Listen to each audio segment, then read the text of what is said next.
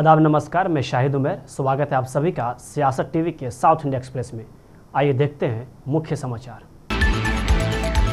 तेलंगाना राज्य विधानसभा का पहला पूर्ण बजट सत्र 24 जुलाई से शुरू होगा। रायतू भरोसा का शुभारंभ, नौकरी कैलेंडर, तेलंगाना तल्ली प्रतिमा को अंतिम रूप देना, राज्य प्रतीक के और कुछ नई योजनाओं की घोषणा मुख्य एजेंडा होगी। कांग्रेस सरकार बजटीय आवंटन तैयार करने की प्रक्रिया में है और बजटीय आवंटन को अंतिम रूप देने से पहले विभिन्न विभागों के साथ चर्चा कर रही है।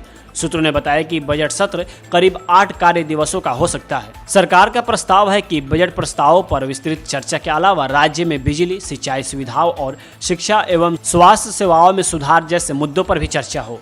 सत्र के दौरान कुछ विधेयक जैसे निजी विश्वविद्यालय विधेयक और मौजूदा नगरपालिका प्रशासन और शहरी विकास और पंचायत राज अधिनियमों में संशोधन भी पेश किए जाएंगे। नौकरियों की मांग कर रहे छात्र संघों की बढ़ती गतिविधियों को देखते हुए पुलिस अधिकारियों को सत्र के दौरान अधिक पुलिस बल तैनात करने और विधानसभा परिसर के आसपास निगरानी तेज करने के लिए कहा गया है। सूत्रों ने कहा कि मुख्यमंत्री ए रेवंत रेड्डी 5 गारंटियों के कार्यान्वयन, चालू वित्तीय वर्ष में धन की आवश्यकता और चुनाव के दौरान किए गए वादों के लिए धन जुटाने में चुनौतियों पर एक दस्तावेज पेश कर सकते हैं। तेलंगाना सरकार ने बीआरएस सरकार के दौरान रायथू बंधु यानी अब रायथू भरोसा का लाभ उठाने वालों पर अपना शिकंजा कसना शुरू कर दिया है। इसने उन लोगों को नोटिस भेजने की प्रक्रिया शुरू कर दी है जिन्होंने अपनी भूमि को गैर कृषि उद्देश्यों के लिए परिवर्तित कर लिया था, फिर भी वे हर साल लाखों के रायथू बंधु वित्तीय लाभ प्राप्त कर रहे थे। मेडचल मलकाजगिरी जिले के घाटकेसर मंडल के पोचारमन गांव के निवासी यदादगिरी रेड्डी को नोटिस भेजे गए थे, जिसमें उनसे 16 लाख रुपए चुकाने के लिए कहा गया था, जो उन्होंने अपनी 33 एकड़ जमीन के लिए रायथू बंधु योजना के तहत मिले थे। जैसा कि रिपोर्ट किया गया है, राज्य सरकार ने उन आसान पैसों की वसूली के लिए कदम उठाना शुरू कर दिया है, जो कि कई लोगों ने रायथू बंधु लाभ प्राप्त करने के लिए अपनी गैर कृषि भूमि का उपयोग करके कमाया था। तेलंगाना के मुख्यमंत्री ए रेवंत रेड्डी 16 जुलाई को सुबह 9:30 पर सचिवालय में जिला कलेक्टरों, पुलिस आयुक्तों और पुलिस अधीक्षकों के साथ बैठक करेंगे। मुख्यमंत्री प्रजा पालन, भूमि रिकॉर्ड, कृषि और मौसमी स्थितियां, स्वास्थ्य और मौसमी बीमारियां, वन महोत्सव, महिला सशक्तिकरण, शिक्षा, कानून और व्यवस्था सहित विभिन्न पहलुओं की समीक्षा करेंगे। मुख्यमंत्री से अपेक्षा की जाती है कि वे इन विभिन्न पहलुओं को प्रभावी ढंग से संबोधित करने के लिए जिला अधिकारियों को मार्गदर्शन और निर्देश प्रदान करेंगे। बीआरएस के कार्यकारी अध्यक्ष केटी रामाराव ने बेरोजगारों और छात्रों को धोखा देने और उनका अपमान करने के लिए कांग्रेस सांसद राहुल गांधी और सीएम रेवंत रेड्डी पर तीखा हमला बोला। बीआरएस के यूथ नेताओं के साथ बैठक में राव ने रेड्डी और राहुल की आलोचना की और उन पर बेरोजगार युवाओं और छात्रों को धोखा देने और अपमान करने का आरोप लगाया। उन्होंने रेड्डी की आलोचना करते हुए कहा कि अपने कार्यों और टिप्पणियों के लिए छात्रों और बेरोजगारों से माफी मांगनी चाहिए। महबूबनगर बैठक में अपमानजनक टिप्पणियों से अपमानित करने के लिए रेवंत रेड्डी को छात्रों और बेरोजगारों युवाओं से माफी मांगनी चाहिए। उन्होंने विपक्ष में रहते हुए 50,000 नौकरियों के साथ एक मेगा डीएससी रखने के रेवंत के वादे पर प्रकाश डाला, लेकिन सत्ता में आने के बाद से केवल 6,000 अतिरिक्त पदों की पेशकश की। केटीआर ने राहुल गांधी पर राजनीतिक लाभ के लिए छात्रों का शोषण करने का आरोप लगाते हुए कहा कि राहुल गांधी ने सत्ता के लिए छात्रों का इस्तेमाल किया है। उन्होंने बेरोजगारों को चुनावी उपकरण के रूप में इस्तेमाल करने और रोजगार सृजन के वादों को पूरा करने में विफल रहने के लिए कांग्रेस की आलोचना की।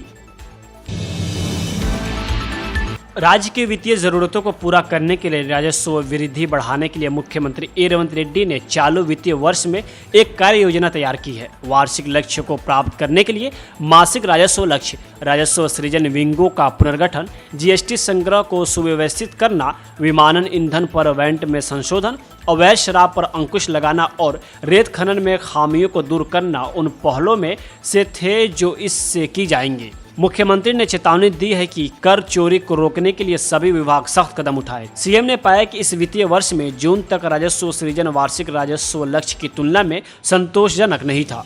उन्होंने अधिकारियों को मासिक राजस्व लक्ष्य तैयार करने और वार्षिक लक्ष्य को प्राप्त करने के लिए कड़ी मेहनत करने के निर्देश दिए हैं। सीएम रेवंत रेड्डी ने यह भी कहा कि अब से वह हर महीने के पहले सप्ताह में निर्धारित मासिक राजस्व लक्ष्यों की उपलब्धि पर समीक्षा करेंगे। राजस्व उत्पन्न करने वाले विभागों को अधिक राजस्व उत्पन्न करने के लिए सुधार लाने और यदि आवश्यक हो तो पूरे विभाग को पुनर्गठित करने की भी पर्याप्त स्वतंत्रता दी गई है। सीएम ने सचिवालय में सभी राजस्व उत्पादक विंगों के साथ समीक्षा बैठक की।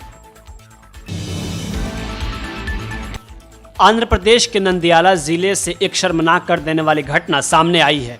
यहाँ एक स्कूल के कुछ सीनियर्स ने मिलकर 8 साल की बच्ची के साथ गैंगरेप किया और फिर उसकी हत्या कर दी। वारदात के बाद से ही बच्ची लापता थी, जिसकी तलाश में स्थानीय पुलिस लगी हुई थी। नंदियाला पुलिस के मुताबिक बच्ची का अपहरण कर गैंगरेप करने वाले 3 आरोपियों की उम्र महज 12 से 13 साल के बीच है।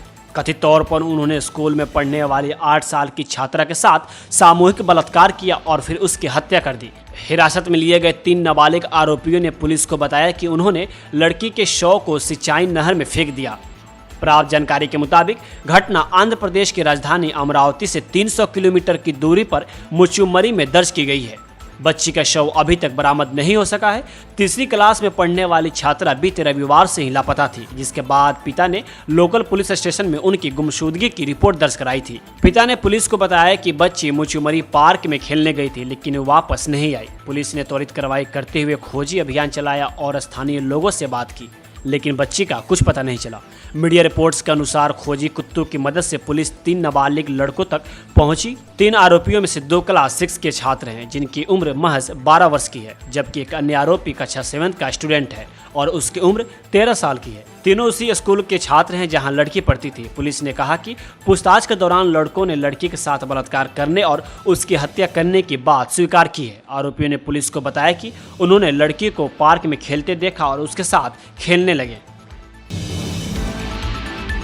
आंध्र प्रदेश के पूर्व मुख्यमंत्री वाईएस जगनमोहन रेड्डी, तत्कालीन CID chief PV Sunil Kumar और उनके खुफिया प्रमुख पीएसआर अंजनीयुलु के खिलाफ आपराधिक मामला दर्ज किया गया है। गुंटूर पुलिस ने वर्तमान विधायक और तत्कालीन सांसद रघुराम कृष्ण राजू की दर्ज की गई शिकायत के आधार पर एफआईआर दर्ज की है।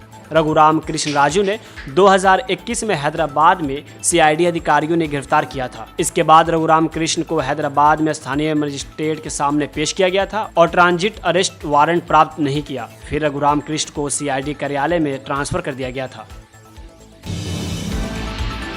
आज ईडी द्वारा एक पूर्व मंत्री की गिरफ्तारी पर प्रतिक्रिया देते हुए कर्नाटक के उप मुख्यमंत्री डीके शिवकुमार ने कहा कि बी नागेंद्र को हिरासत में लेना अनावश्यक था, क्योंकि एसआईटी पहले से ही मामले की जांच कर रही है और उन्होंने इस घटनाक्रम को राजनीति से प्रेरित बताया।